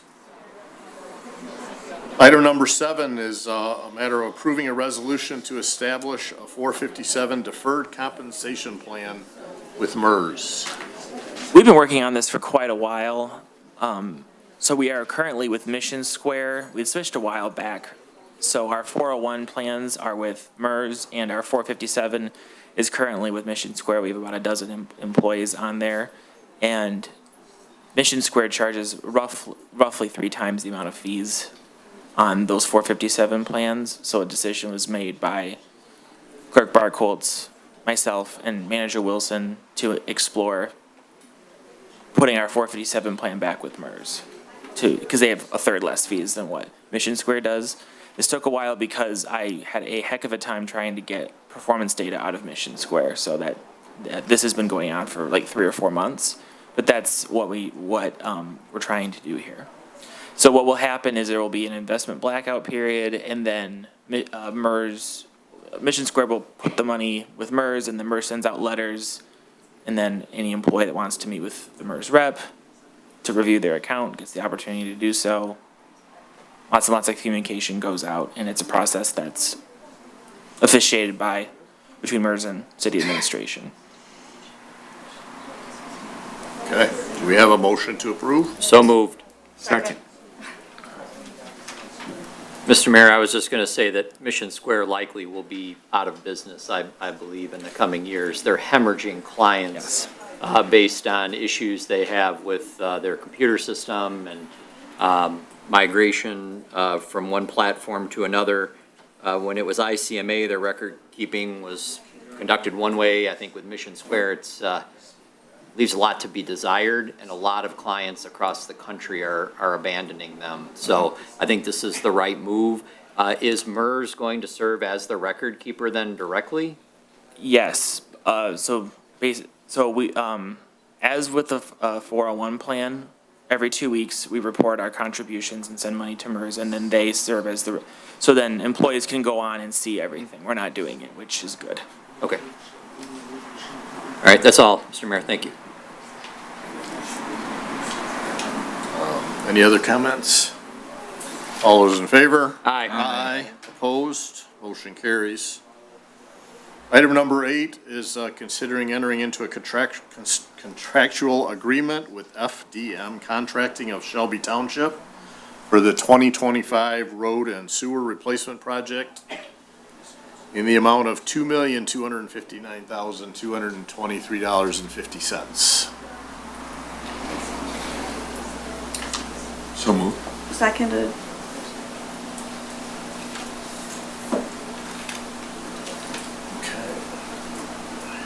Any need for discussion here? I just have one comment. Before our prior city manager left, I had asked that a report be provided to the commission on the number of trees that are slated to be removed in these road reconstruction projects. It is fundamentally changing the way the city looks with the amount of trees that are being lost in these projects. So before we get started, I'd like to know how many trees are slated on each street to be removed and to see if there's an alternate way to preserve it. Some of the blocks are left with literally 0 mature trees when the project is done. And so I asked, I know Chris left and is departed, but my request now is to our new city manager that we receive this data before the projects commence, so we can review how many trees are slated to be removed on each block of street where sewer or road work is taking place. Thank you. Mr. Mayor, I've heard from residents, I've seen it as well, and what Commissioner Rosales was talking about, and I'm worried about, the physical landscaping of our streets is what makes our community really beautiful as well. And so I would like to know that data as well, and what other options there would be in reconstruction of sewers and streets to prevent that, or if there's alternative, if it has to be removed, can we plant a tree somewhere else? So I'd like to see a more proactive plan. My second comment is I understand FDM had provided some really good information on their commitment to diversity. And reading through that, I think as you're working with the Anti-Racism Committee on developing the vendor policy moving forward, that might be a good case study to have further conversations about how are they doing it, how are they working with their vendors, and talent recruitment development. I was really interested in the information that was included in the packet. So, it seems like a good way to go about this. You guys, the commission would like this data. Are we able to table this until next week and approve it next week in order to get that data before the project is approved?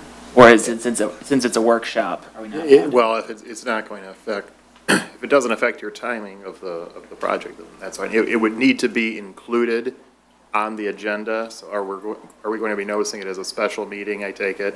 It would need to be specifically included in the notice that this agenda item would be considered. But is Commissioner Roselle's request, would that change your support for the road project?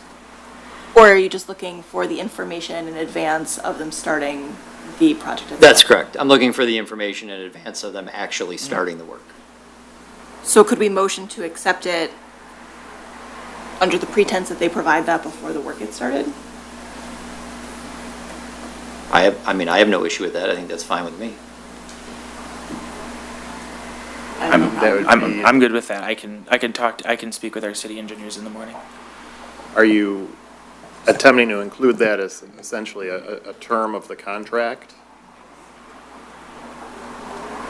That probably not. It seems, based on what the commissioner comments, is that they would like this data provided and then the project can commence. So what I would the engineering is different from the actual construction project. So when I said I would speak with the city engineers in the morning, I would speak with Nowak and Fraus in conjunction with our Public Works Department to get that data before FDM starts construction. They just received Eagle approval today, so I know they've been really pressing this to get approved, but we need to do our due diligence, so that's the action I would be taking, is that if that's more of an engineering concern than. Okay, yeah, I think Is it reasonable then to expect this data be available to us within a week, or are we talking like 6 months? I doubt it would take 6 months for a tree study. Right. We're only doing one road. Well, there's two roads, right? We're starting in May for Newport. And then Scotia resurfacing. So what I can do is I'll talk to them about those two specific roads, right? And see what trees are there, and if they were to considering that, see if there's a way we can save whatever trees. I'll go over there with them and I'll look at both those trees, because those are the only two projects coming up. But that starts in May, which I'll tell you in my report. So I'll speak to them and make sure that we can save those trees. They don't just tear them down for no reason. For those two streets. I think what Commissioner Elder said is right, though, that it isn't just a question. Look, they're doing road work. Yes. I mean, the residents want, all this, the road, sewer is highly important. It has to be done. There's no question about it. There's certain results of that. Sometimes that entails removal of trees. I think the idea that, okay, if a tree has to go, then the question is, where does a new tree go in to try to prevent the deforestation, if you want to. We understand it's a matter of balance here. So I don't see any reason to delay anything. I think you hit it on the head, and I think we should move forward.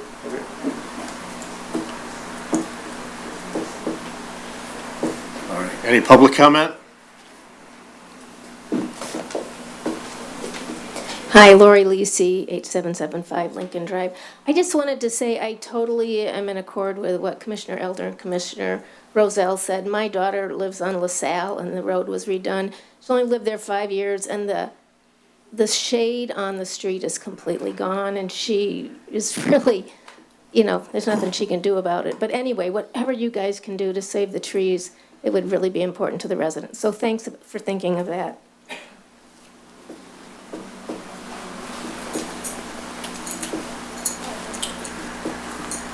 Can I talk? Okay. Mark Shostak, 2605 Win Hendry. Are these trees being removed because of the construction or because they've made a determination that these trees are not well, that they're going to be, falling over? Because of the construction. Construction. Typically, what they have told us in the past is it's these older, very mature trees. Big roots, their yeah. root system is going to be so disturbed by the road condition that if they don't take it down, they will die in the next couple of years. Because of the construction will disrupt Damage the it. roots. Yeah. Right, correct. Yeah, so we lost a really big oak on Hendry in front of my house in the right-of-way.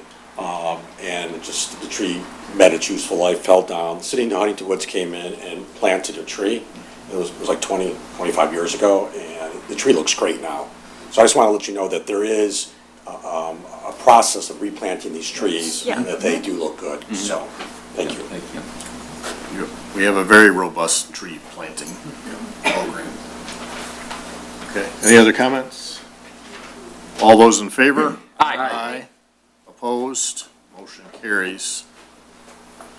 If you find some disturbing news, Andrew, we'll leave it up to you to get in contact with us and let us know how you want to proceed. Item number 9 is considering approval of the finance agreement for a new fire truck with Community Leasing Partners in the amount of $391,493, which is, I believe, less than half of the cost of the fire truck, correct? We're financing $350. Yeah, we've been Or we're saving. down payment $350. We've yeah. been saving money over the last 3 years for the purchase of this truck. Yes.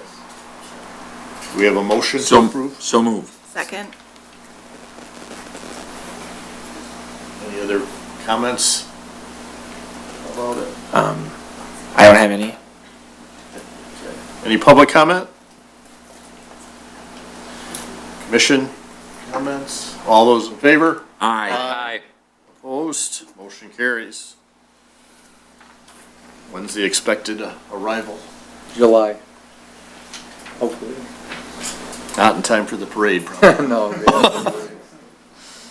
All right. Item number 10 is considering approval of Act 51 street decertification of Hart Avenue near the Gillum Recreation Center.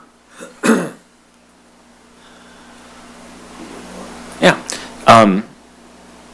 The state MDOT brought it to my attention that there is a portion, so we have a street map that's the basis from which our Act 51 revenue is calculated, and there's a 500-foot section of Hart Avenue that, according to the map, goes into the parking lot of the rec center, and that is not a road. So they want it decertified with a resolution, and that is what is before you. So moved.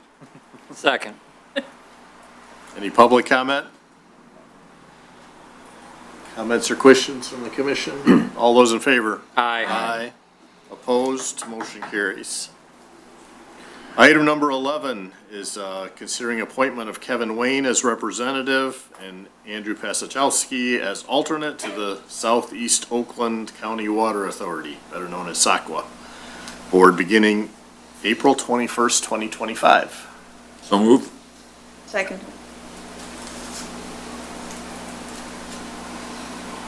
Any public comment? Any commission comments? All those in favor? Aye. Opposed?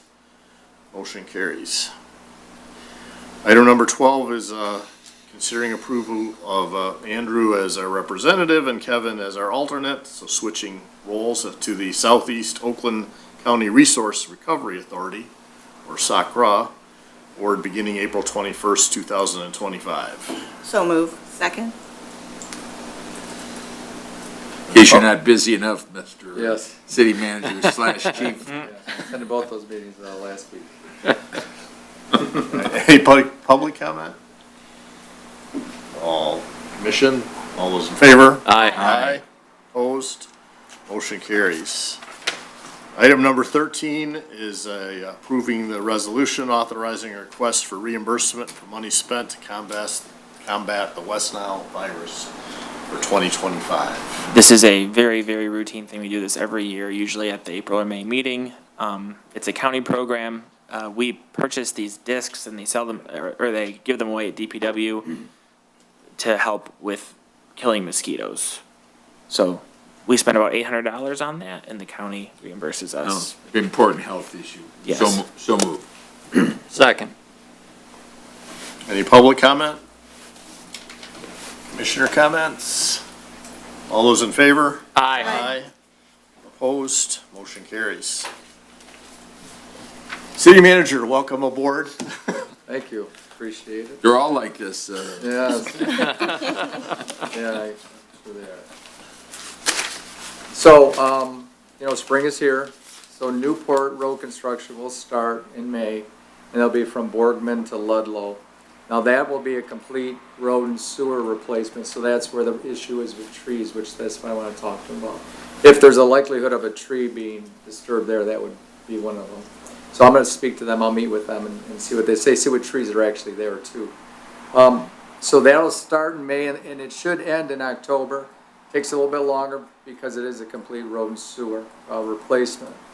The other project, which will not start till July, but unfortunately, it will probably affect the fireworks and the parade. Scotia Road project from 11 Mile to Lincoln will start in July, and it'll end in August because it's just a mill and fill. There's no sewer replacement that was already done previously, so that will be a lot quicker. We'll have access through Hart. It'll actually rotate between accessing the parking lot for the rec center at Hart Avenue and also Talbot. So we'll be able to gain access throughout this project. The only time that you will not have access will be 3 days when they pour the road. We're hoping to do it during the week so it won't affect weekends for the pool. And as I said, that should be done in early August before school starts. Then the last project, which I'm looking forward to, is the traffic light in front of public safety at Mortensen. That will start late May, but it won't end until October. DTE's got to start putting in the poles, things of that nature. So there'll be multi-steps involved in that. There'll be some waiting time. The removal of the driveway approach in the parking lot will not happen until they finish Scotia, so obviously we'll have access into that parking lot. So as I said, this whole project with the traffic light probably will not end till October. But it's really going to be great for the cars that are pulling off from Morrison on 11 Mile. It'll be great for anybody on Scotia turning either west or east on 11 Mile, and obviously for the children going to school and pedestrians and bikes. We see accidents out there all the time, right out of the public safety window. It's really going to make a huge difference, and we're really looking forward to it. The traffic light will probably be active till probably 9 o'clock at night. Then it'll go blinking yellow. Because the traffic will be so light. During the day, it'll be active all day long. So it's also going to be traffic calming for 11 miles. So it's really going to be a really good thing for the city, it really will. And then the last thing, which some of you may have noticed, they started, DPW started putting up the street signs. So now you're going to be able to find your street after dark. They're really nice. They started at 10 Mile and Coolidge, so check them out. They're very nice. They're very bright. It's really going to make a difference throughout the city. I talked to the DPW. They're hoping they can do this in 2 or 3 weeks to complete the whole project. Initially, you're going to see the street signs. The posts are not going to be painted initially. They're going to go back and then paint the posts the same color as the sign, the hunter green color. And that should look really nice. What a difference that's going to make in this community. It's going to look really nice. And then that's it. Oh, I'm sorry, wait. That's not it. 2 emergency, I'm already spending money. We have 2 emergency purchases. Unfortunately, end of life and beyond repair is our HVAC system right here in the city offices. I won't have to look at all the heaters plugged in all winter like we did this year. That purchase, now we've had 2 estimates. We went out for bids, but we only had 2 people respond.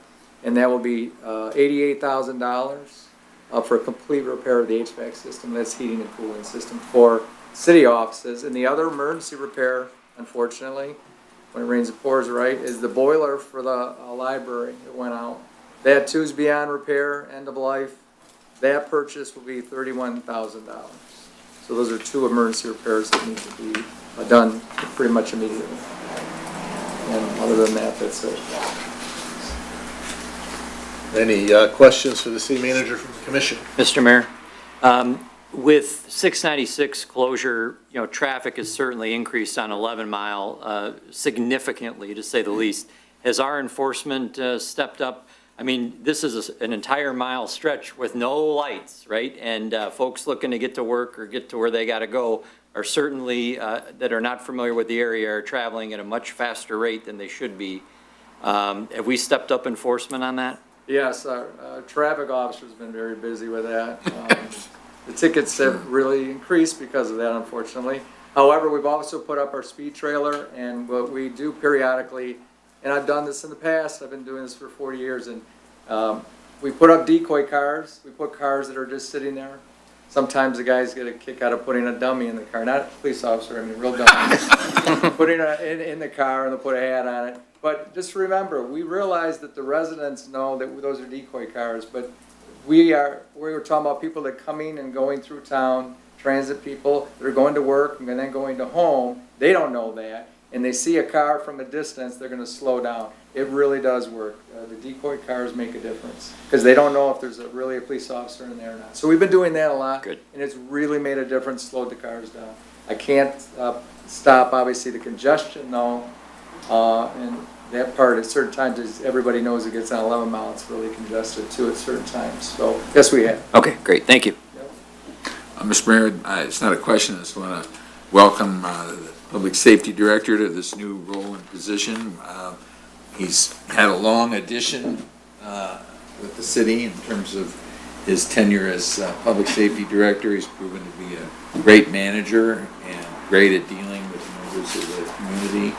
And I think we're very lucky to have you in this position, and look forward very much to working with you. And I think it's very fortunate at this juncture. There's a lot of things going on. We see that. That's it. Thank you. Mr. Mayor, I just want to say that I had heard from a resident who had an issue regarding some safety concerns at Parks and Rec.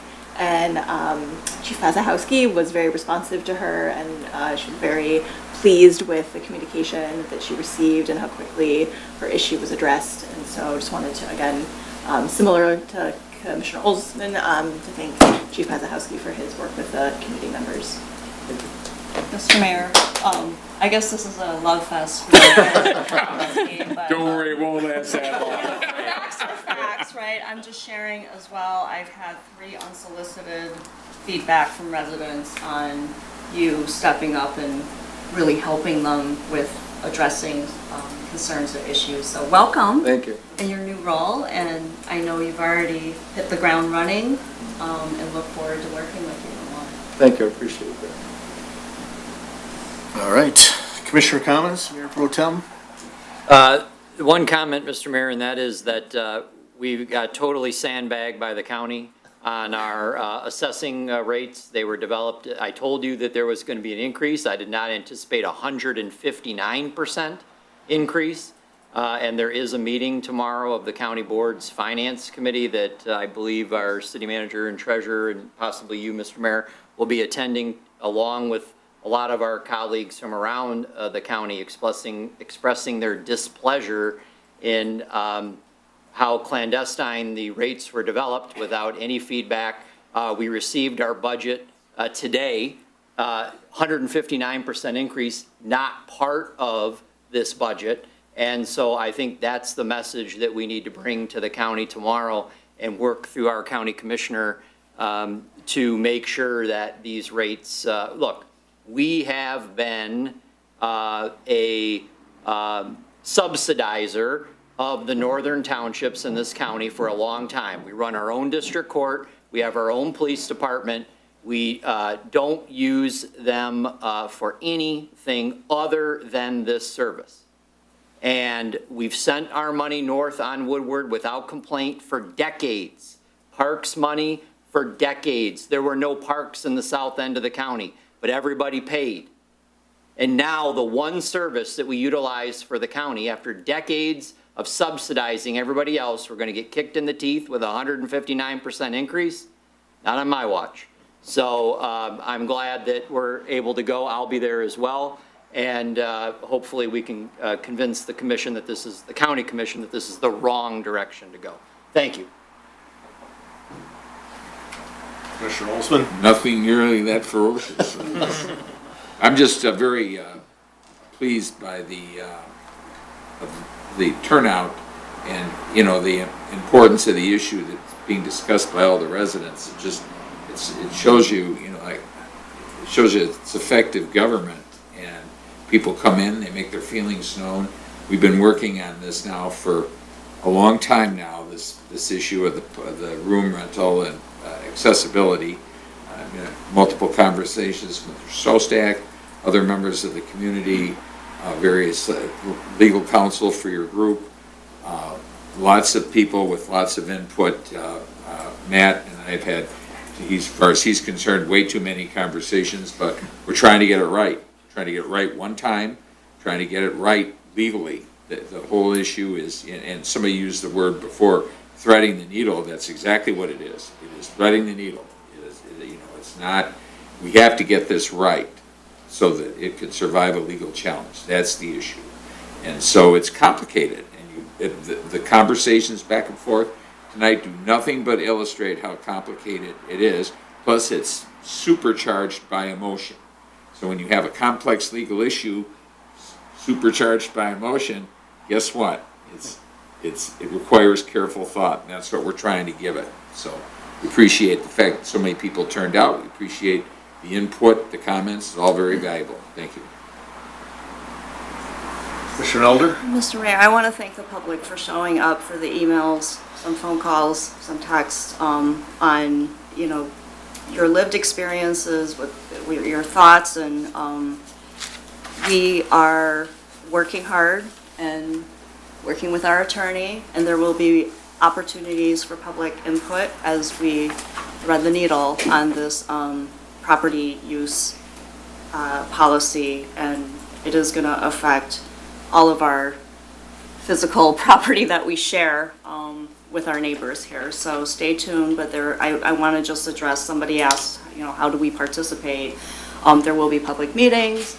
There's going to be opportunities for the Parks and Rec, anti-racism, and library committees to also weigh in. So we've got to make sure we get this right, but just bear with us. Thank you for your patience. It's going to be a process. It's not going to be jammed through.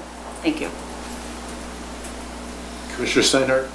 Mr. Mayor, just as we're having so much fun with the city facility use policy, we'd just like to remind you and city attorney that I look forward to us having a social media policy as well for the city. So something that has been requested before, and hope that we'll get to see that on the agenda in a couple months. Okay. I'm just going to remind everyone that they received an email yesterday, I believe, from Tracy, inviting you all to the new residence reception, so make sure you respond to that and mark it on your calendar. It's a great opportunity for our new residents that have moved into the city for the last year to meet city staff and elected officials. With that, do we have a motion to adjourn? So moved. Seconded. All those in favor? Aye. Aye. Opposed? Motion carries. The meeting is adjourned.